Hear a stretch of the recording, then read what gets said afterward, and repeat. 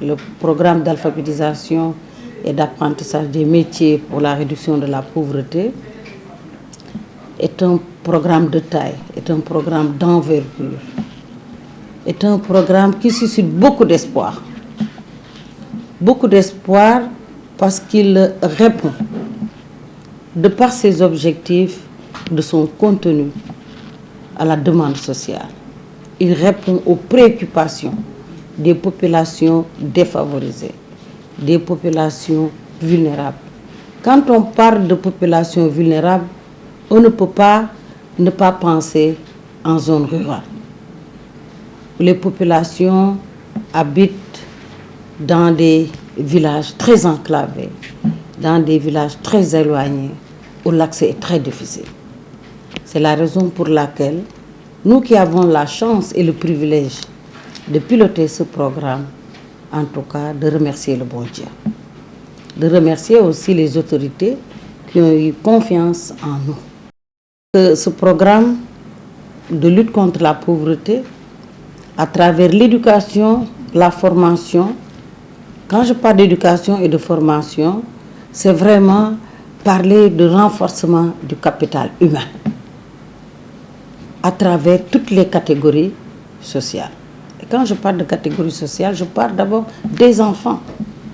Les enfants de la tranche d'âge 9-15 ans, déscolarisés ou non scolarisés, mais aussi les enfants des Dara qui ont terminé l'apprentissage du Coran, mais qui n'ont pas de capacité pour pouvoir se prendre de façon économique en charge. L'apprentissage était basé sur la langue locale d'abord, ensuite le français, mais le français ou l'arabe selon les zones d'intervention. Parce qu'il y a des zones où c'est l'arabe qui est dispensé. Et nous, on ne veut pas venir perturber le système d'organisation du village.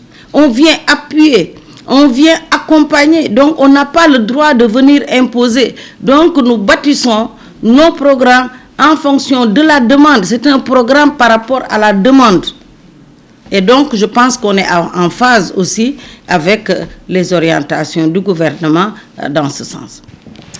Nous avons également, comme je l'ai dit tout à l'heure, la formation technique professionnelle destinée aux jeunes adultes, garçons et filles, qui sont déjà dans des métiers, mais qui n'ont pas acquis de connaissances solides, ou tout simplement des jeunes qui voudraient faire quelque chose et qui n'ont pas les capacités de le faire. On va utiliser la technicité et les capacités des artisans locaux, ça c'est important.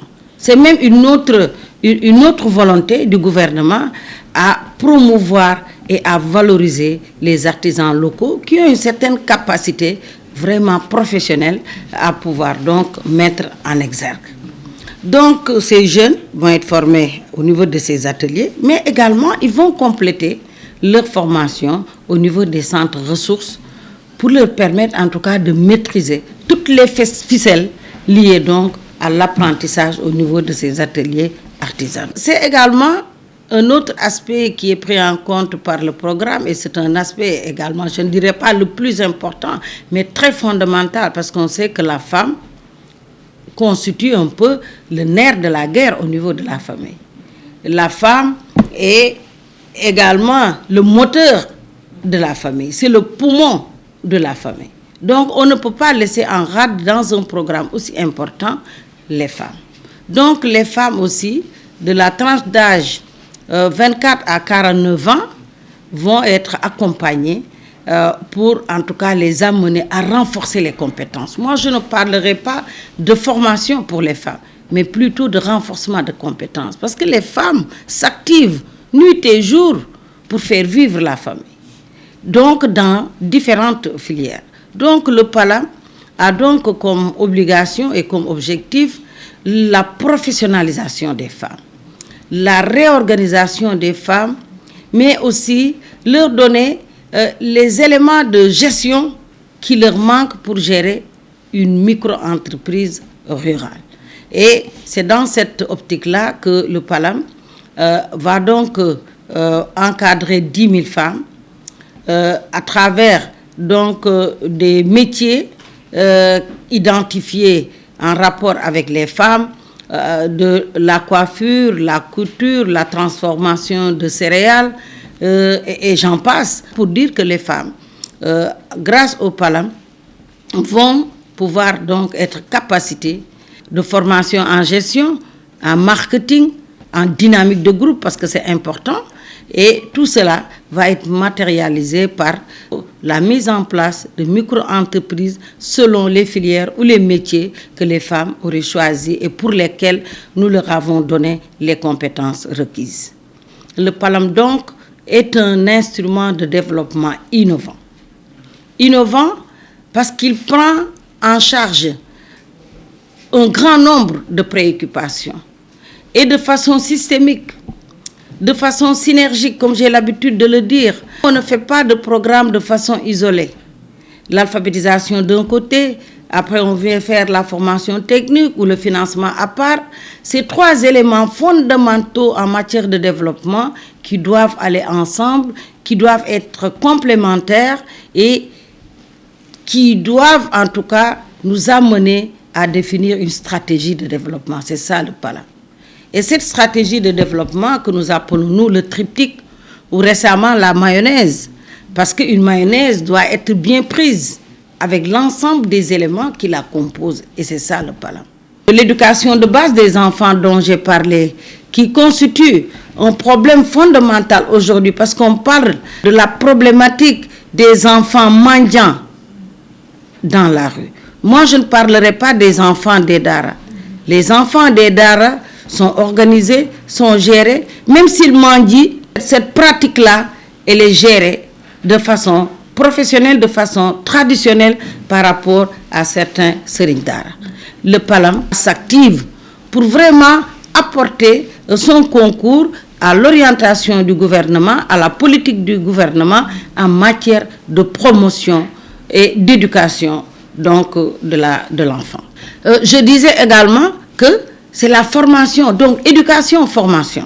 C'est la formation donc qualifiante, aussi bien pour les jeunes. Et je dis souvent que quand les jeunes ont des activités et qui leur permettent de rester dans le village, parce que ça leur permet de se prendre en charge, de pouvoir aider aussi leurs parents, le PALAM aura combattu l'exode rural. C'est également s'appuyer sur l'épine dorsale de la population. Parce qu'il ne faut pas oublier que les femmes constituent 52% de la population. Donc c'est une cible qu'on ne peut pas ignorer, qu'on ne peut pas laisser en rade. Là aussi, pour éviter que les femmes abandonnent leurs enfants dans le village, abandonnent les maris, abandonnent les familles pour aller aussi chercher de quoi vivre, le PALAM aussi va contribuer à fixer les femmes au niveau des villages pour mieux s'occuper des familles. Et quand les familles sont bien gérées, entretenues, je pense que c'est l'épanouissement donc de tous les éléments de la famille. Ça aussi, c'est important. Les femmes ont contracté beaucoup de crédits auprès des institutions financières, mais les objectifs ne sont jamais atteints à 100%. Parce qu'il y a des contraintes majeures qui sont là. Les conditionnalités d'accès à ces financements sont draconiennes. Parfois, on demande une garantie, on demande un apport. L'échéancier de remboursement est très difficile, etc., etc. Et finalement, au lieu de développer la femme, on appauvrit la femme. C'est la raison pour laquelle on est en train aussi d'expérimenter une autre approche, une nouvelle approche, qui est la microfinance islamique, qui a beaucoup réfléchi sur ces contraintes et proposé un mécanisme accessible, un mécanisme adapté par rapport à l'état de pauvreté de nos cibles, que sont les jeunes et les femmes. Parce que dans ce cadre-là, on ne parlera plus d'apport. La plupart du temps, il n'y a pas de taux d'intérêt, mais on parlera de marge négociée. Ça, c'est important. Chacun va dire ce qu'il peut à travers le contrat qui lie les différentes parties. Et ça, c'est important. Mais cela ne veut pas dire aussi que c'est aussi facile. Parce qu'en islam, la parole, elle est importante. Il faudrait que chacun puisse respecter sa parole. Ça, c'est important. Et c'est le soubassement de la microfinance islamique. Et je voudrais vraiment en profiter pour remercier la BID, qui a initié ce programme et qui a choisi le Sénégal comme pays pilote. Quand on dit pilote, ça veut dire beaucoup de choses. Je dis souvent à mes collaborateurs et aux autres, quand on dit un programme expérimental, ça veut dire que nous sommes dans un laboratoire. Et quand on est dans un laboratoire, on fait, on défait. Et aujourd'hui, le travail des 3 années de réflexion a porté ses fruits parce que nous avons trouvé la stratégie que nous pensons être la meilleure. C'est notre triptyque, la formation technique professionnelle, accompagnée par l'alphabétisation fonctionnelle avec la microfinance qui nous permet aujourd'hui d'avoir cette mayonnaise-là qui va servir à tous les pauvres, en tout cas des pays de la Oumma islamique.